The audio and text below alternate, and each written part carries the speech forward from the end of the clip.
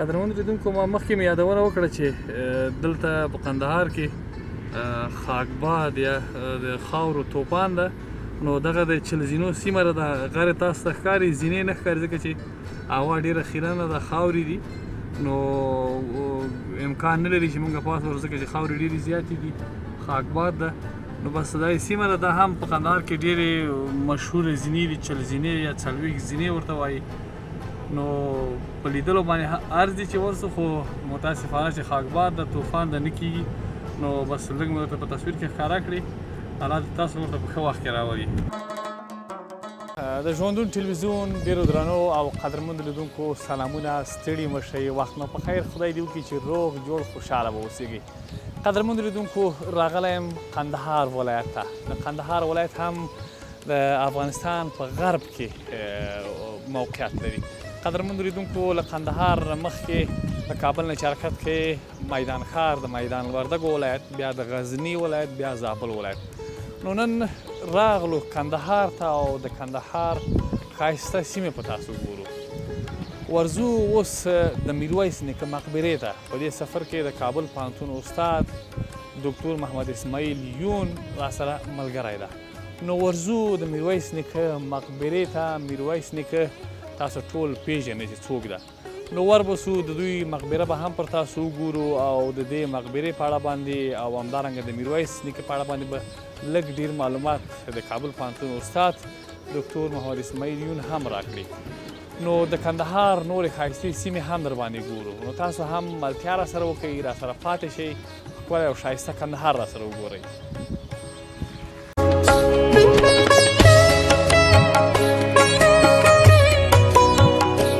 قدرمنو لیدونکو، لکه څنګه مې چې مخکې یادونه وکړه، د کابل پوهنتون استاد ډاکټر محمد اسماعیل یون او همدارنګه په کندهار کې زموږ د تلویزیون نماینده جاوید آغا هم راسره مل ده. نو استاد محترم، تاسو راته وایئ میرویس نیکه خو ټول خلک ټول افغانستان یې پیژني، د نوم سره آشنا دي، د هغوی د کړنو سره خلک آشنا دي. نو څنګه مو مخه کړه کندهار ته راورسېدئ، کندهار ته راغلی او دلته بیا راغلی د میرویس نیکه مقبرې ته. نو که د میرویس نیکه په اړه باندې هم لږ ډېر څه معلومات راته شریک کړئ. مننه. موږ خو چې کله کندهار ته راځو دا ضرور ګڼو، یو خپله فریضه ګڼو چې د معاصر افغانستان د بنسټ ایښودونکو میرویس نیکه رحمت الله علیه او همدارنګه د ستر احمدشاه بابا زیارت ته ولاړ شو، دعا وکړو او د دې د روح د ارامۍ په خاطر، د افغانستان د ابادۍ په خاطر باندې د لوی خدای جل جلاله دربار ته د دعا لاسونه پورته کړو. نو راغلو او داسې شخصیتونه وو چې نه یوازې د افغاني ټولنې په جوړښت کې اساسي نقش ولوباوه، بلکې د سیمې د نورو ولسونو په بیدارۍ کې هم ستر نقش لوبولی دی. میرویس نیکه چې هغه وخت کې افغانستان له سترې انارشۍ سره مخامخ و. میرویس نیکه نه یوازې د افغانستان د معاصر تاریخ یو ستره څیره ده، بلکې په دې سیمه کې د ولسونو د ویښتابه دپاره یو مثال و، یو مشال و. میرویس نیکه چې و هم د فکر خاوند و، هم د تدبیر خاوند و، هم د عمل. دا درې واړه سره یو ځای کړه. افغانستان د هغه وخت له اشغال څخه وژغوره. ګورګین او صفویانو چې دلته حاکمیت درلوده، هغه حاکمیت ته د پای ټکه کېښوده، خپل ولسونه یې بیدار کړه، راویښې کړه او دلته یې د یو ملي نظام استه یا بنسټ کېښود. نو تر ننه پورې د مغه بنسټ برکت دی چې افغانان یا مجبور کې افغانستان د یو مملکت او د یو ملت په توګه په معاصره دوره کې مطرح دی. نو وروسته بیا احمدشاه بابا دا اساسات پسې وغځولو، تر هندوستانه پورې د افغانانو حاکمیت پراخ کړ. نو میرویس نیکه چې دا که څوک د افغانستان معاصر تاریخ لولي، نو دا د یو ستر شخصیت په توګه باید د درناوی او قدردانۍ وشي او لاره یې تعقیب شي. دی نه یوازې سیاسي مشران وو، ولسي مشران وو، دیني عالمان هم وو، لیکوالان هم وو. خپله میرویس نیکه د شعر بېلګه هم ترنه پاتې شوې او د نثر بېلګه هم ترنه پاتې شوې. بیا د ټول اولادونه د لیکوال او فرهنګیان تېر شوي. د میرویس نیکه مور بیبي نازو انا هغه لیکواله او شاعره تېره شوې. د میرویس نیکه ټول اولادونه شاه حسین هوتک، بیبي زینبه او نور لیکوال او شاعران تېر شوي. دی نه یوازې د یو سیاسي غورځنګ د حاکمیت اساسات کېښودل، د ملي حکومت جوړښت بنسټونه یې کېښول، بلکې د افغاني فرهنګ د ودې دپاره چې یو پیړۍ تقریبا 2 پیړۍ په دې وخت کې له سقوط و رکود سره مخامخ و، هغه یې کېښول. د دربار د شاعرانو لیکوالو څخه ډک و. د پښتو ادبیاتو ډېر مهم کتاب پټه خزانه د په دربار کې ولیکل شول، د محمد هوتک لخوا د شاه حسین هوتک په تشویق او هڅونې باندې، او په هغه کې د پښتو ادبیاتو یو ډېره طلایي ذخیره چې د هغه خوندي شوه او تر موږه پورې راورسېدله. نو دا سیاسي مشران د اوسنیو سیاسي مشرانو په شان د ژوند یو اړخ نه ده رانغاړلی یا یو اړخ ته خدمت نه ده کړی، بلکې څو اړخیز شخصیتونه دي. هم یې ملي تفکر درلوده، هم یې اسلامي عقیده فکر درلوده، او هم فرهنګي شخصیتونه. فرهنګ، سیاست او عقیده دا ټولې سره همزمانه مخې ته وړل، ټول خدمتونه کړي. او بل په اخلاقي لحاظ باندې دا ډېر لوړ شخصیتونه وو. هېڅ داغ موږ پرې نه ګورو چې د انساني کرامت په کومه نقطه کې موږ دی باندې داغ څوک پیدا کړي، حتی مخالفین یې پرې نشي پورې کولی.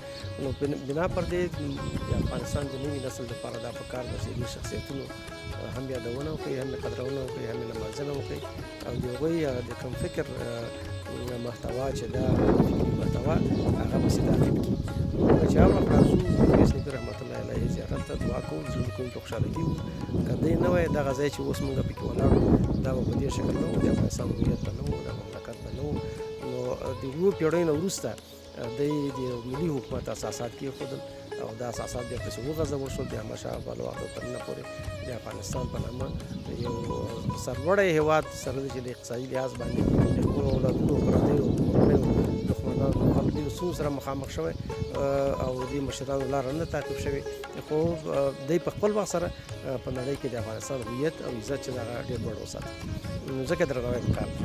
ډېره زیاته مننه قدرمن لیدونکو. استاد محترم تاسو ته بشپړ معلومات درکړل. خدای دې وکړي چې تاسو په ډېر څه باندې پوه شوي یاستئ. نو که کندهار ته څوک راځي او بیا د میرویس نیکه یا د احمدشاه بابا مقبرې ته نه ځي، نو بیا چې بیرته کابل ته راسي وایي سفر مې نیمګړی و. استاد محترم بیا وایي چې دې 2 ځایونو ته رانغللمه، په همدې خاطر باندې موږ هم راغلو، ورځو دننه او د مقبرې نه هم لیدنه کوو. څنګه مو خوښه ده استاد؟ صحیح ده.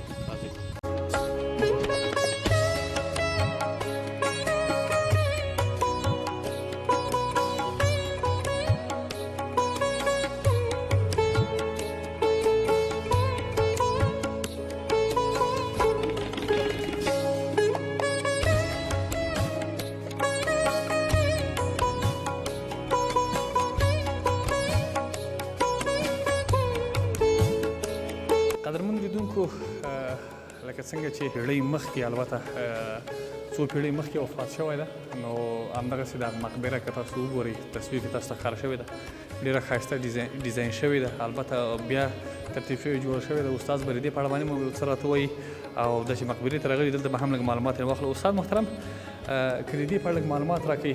ډېر زیات خدمت یې کړی، هغه لاره چې بنسټ یې میرویس نیکه او احمدشاه بابا ایښی و. بیا په معاصره د 20مه پیړۍ کې د وزیر صاحب محمد خان مومند لخوا همغه استحکامات لا پسې قوي شول، او موږ د یو متحد او غښتلي افغانستان د جوړېدو شاهدان یو چې ډېرو مخالفینو مخربینو هڅه وکړه، خارجیانو او د هغوی یو شمېر کورنۍ لاسپوڅو چې افغانستان د تجزیې له خطر سره مخامخ کړي، او دغه اساسات چې میرویس نیکه او احمدشاه بابا ایښي وو هغه ولړزوي. خو له نیکه مرغه چې د وزیر صاحب محمد خان مومند په شان شخصیتونه وو چې هم سیاسي استحکامات مستحکم کړل، او هم د افغانستان فرهنګي هویت لا پسې وځلو، خوندي یې کړ، بډایه کړ، ډېر فرهنګي خدمتونه یې کړي. نو دا د یادونه شوې ده په دې ډبرلیک کې، او همدارنګه بل هلته ډبرلیک چې لیکل شوی چې دا مقبره څه وخت جوړه شوې، چا کالو ځله جوړه شوې، بیا څنګه ترمیم شوې. نو دې کې د وزیر صاحب محمد خان مومند نقش ده هغه ډېر زیات اساسي دی. بالکل ډېر زیاته مننه کو. قدرمن لیدونکو، ما مخکې هم یادونه وکړه چې دغسې شخصیتونه لکه محمد ګل خان مومند، استاد محترم هم یادونه وکړه چې ول په هغه وخت کې هم د فرهنګ دپاره کار کوه، اوس یې هم دغه چې دغسې تاریخي ابادات ساتلي دي. همدغسې البته که ووایي چې همدغسې څنګه چې مخکې وو همغسې اوس هم ژوندي ساتلي دي دوی ابادات. خدای دې وکړي چې نور کسان هم همدغسې دې ته پاملرنه وکړي او همدغسې وساتي. ډېر زیاته مننه.